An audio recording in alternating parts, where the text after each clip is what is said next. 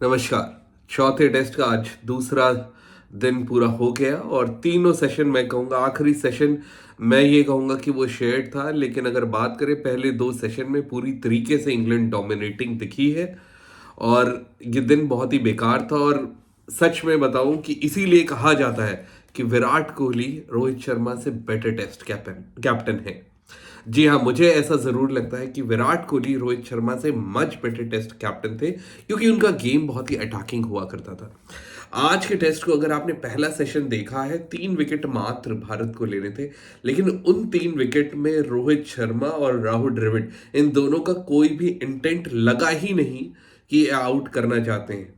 जब आपको पता है एक साइड 100 मार के खेल रहा है जो रूट, जो कि टेस्ट में एक मजा हुआ खिलाड़ी है, जो एक्सपर्ट है टेस्ट मैच का, और दूसरे एंड पे ओली रॉबिन्सन उनका छपरी है इंग्लैंड का।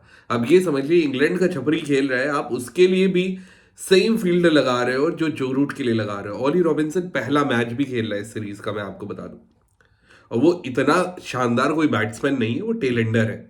आप टेलेंडर के लिए और एक मंजे हुए खिलाड़ी के दोनों के लिए आपकी सेम फील्ड नहीं हो सकती।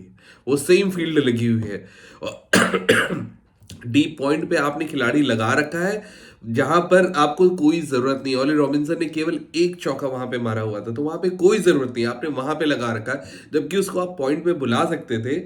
और वहां पर इजीली मार मार के स्ट्राइक रोटेट हो रही है, मतलब वो लग ही नहीं रहा है कि ये टेस्ट मैच हो रहा है और दोनों ऐसा खेल रहे हैं वनडे की तरह, इजीली स्ट्राइक रोटेट हो रही है। पहली गेंद हो रही है, ओली रॉबिन्सन आ रहा है, सिंगल आराम से आप दे दे रहे हो उसे। आप कुछ कर ही नहीं रहे हो ऐसा कि वो आउट हो, और वही गेंद आप डाल रहे हो जो रूट को। तो इस तरीके से आप मैच नहीं जीत सकते, क्योंकि मैच जीतने के लिए जब आप मैदान में उतरते हो ना, उससे पहले आपकी प्लानिंग होनी चाहिए, आपका इंटेंट होना चाहिए। वो आज इंटेंट की कमी मुझे दिखी। और मैं ये नहीं कहूंगा कोई गेंदबाज गलत था, एक्चुअल में यहाँ पे कप्तानी फेल हुई।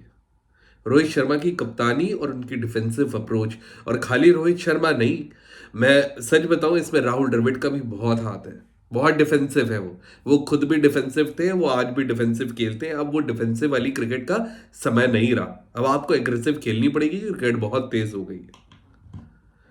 और इसी चक्कर में ये अच्छे नेचुरल गेम खेलने वाले खिलाड़ियों को भी डिफेंसिव खिलाने के चक्कर में उनका भी ये करियर बर्बाद करेंगे। इतना ज्यादा शेल में सारे खिलाड़ी चले गए थे।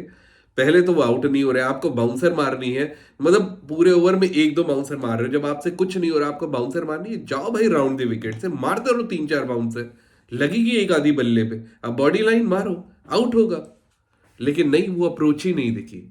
फिर उसके बाद जैसे तैसे करके वो 3 आउट हो गए गुच्छे में। और जब 3 आउट हो गए, इंडिया की बैटिंग आई, रोहित शर्मा, मतलब अब क्या ही बोलूं। अब रोहित शर्मा का खराब शॉट्स बोलूं या जेम्स एंडरसन की तारीफ करूं कि मतलब 40 साल का खिलाड़ी क्या जबरदस्त बॉलिंग करता है, और आज भी फंसा रहा है, और नए नए बच्चों को भी फंसा रहा है और बुढ़ों को भी फंसा रहा है।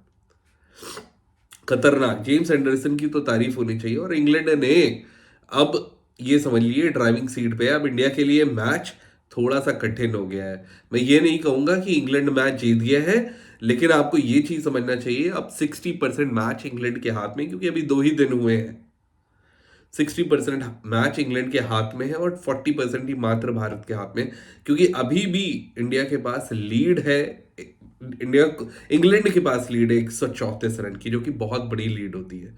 और आप ये समझ लीजिए इस मैदान पे अभी से गेंद दबने लगी, नीचे नीचे गेंद आ रही है। तो चौथी इनिंग इंडिया को खेलनी है, जो कि बहुत कठिन होगा। और अगर 60-70 की लीड मिल गई इंग्लैंड को, तो ये समझ लीजिए मैच बहुत कठिन होने वाला है, और इंग्लैंड को उसका बेनिफिट मिलने वाला है। वो तो भला हो, कुलदीप यादव का और जुरेल का, दोनों ने बहुत ही बेहतरीन बल्लेबाजी करी है।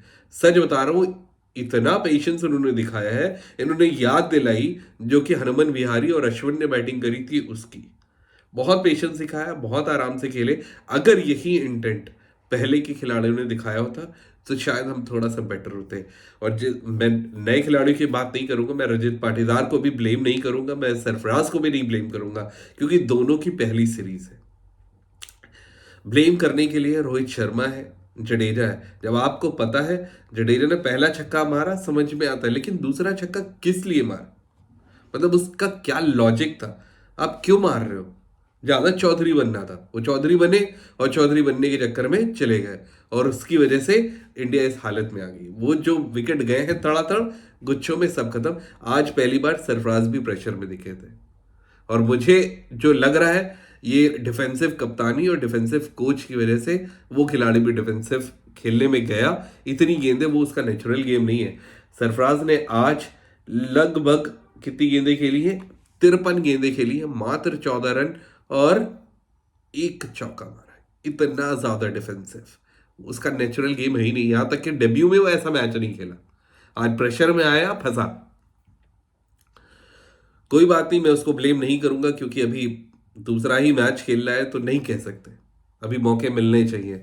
मैं रजत पाटीदार को भी नहीं बोलूंगा, बहुत से लोग उसको ब्लेम कर रहे हैं लेकिन मैं उसको भी नहीं बोलूंगा। जडेजा को और रोहित शर्मा का, इन दोनों का बचकाने शॉट थे। मैं वर्ड बचकाना यूज करूंगा क्योंकि इनकी गलती से आज भारत यहाँ पे फंसा है। बस अब जुरेल और कुलदीप जिस तरीके से आज खेले, इनको कोशिश करनी है कि कल भी इसी तरीके से खेले, क्योंकि इंग्लैंड के भी 245 पे 7 आउट हो गए थे और 8वें विकेट पे उन्होंने 100 से ज्यादा की पार्टनरशिप लगाई है। सेम चीज इन दोनों से भी चाहिए। अगर इन दोनों ने वो करामात कर दिया तो इंडिया मैच में वापस आ सकती है, वरना भारत फंस गया है। मिलते हैं कल के दिन, तीसरे दिन काफी हद तक के पता चल जाएगा मैच किस तरफ जा रहा है, ये ऊंट किस करवट बैठेगा। तो मिलते हैं कल शाम को, तब के लिए बाय बाय।